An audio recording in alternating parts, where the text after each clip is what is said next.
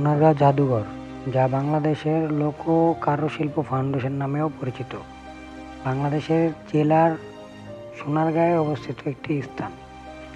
এটি মূলত শিল্পাচার্য জয়নাল আবেদীনের উদ্যোগে 1975 সালে প্রতিষ্ঠিত হয়, যার লক্ষ্য ছিল বাংলাদেশের লোকশিল্প সংরক্ষণ, বিকাশ এবং গৌরবময় দিক সবার সামনে তুলে ধরা।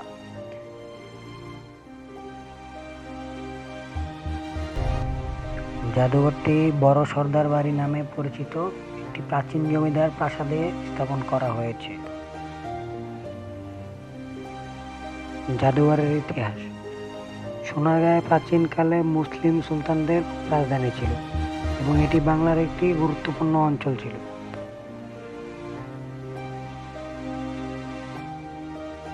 প্রায় 300 বছর সোনারগাঁও প্রাচীন বাংলার রাজধানী ছিল বলে জানা যায়।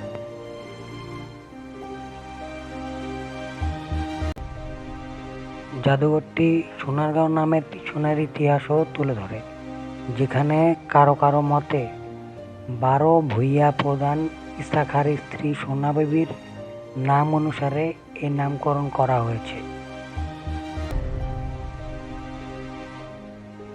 প্রাচীনকালে সোনারগাঁও ছিল মুসলিম সুলতানদের রাজধানী এবং মসলিন বাণিজ্যের একটি প্রধান কেন্দ্র। জাদুঘরটি বাংলাদেশের লোকশিল্প, কারুশিল্প এবং ঐতিহ্যবাহী বিভিন্ন নিদর্শন ও প্রদর্শন করে।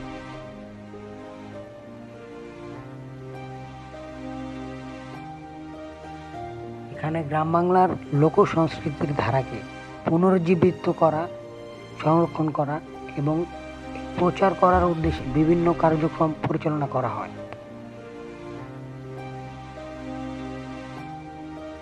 জাদুঘরের ভিতরে এবং আশেপাশে কারুশিল্প মেলা ও বিভিন্ন সাংস্কৃতিক অনুষ্ঠানের আয়োজন করা হয়, যা দর্শকের ঐতিহ্যবাহী সংস্কৃতির সাথে পরিচিত হতে সাহায্য করে।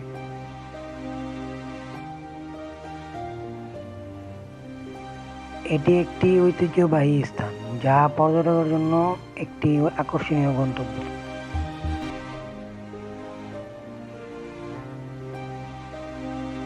সোনারগাঁও জাদুঘর শুধু ঐতিহ্যবাহী স্থানই নয়, এটি একটি বাংলাদেশের লোক ও কারুশিল্পের এক জীবন্ত দলিল, যা বর্তমান ও ভবিষ্যৎ প্রজন্মের জন্য একটি মূল্যবান সম্পদ।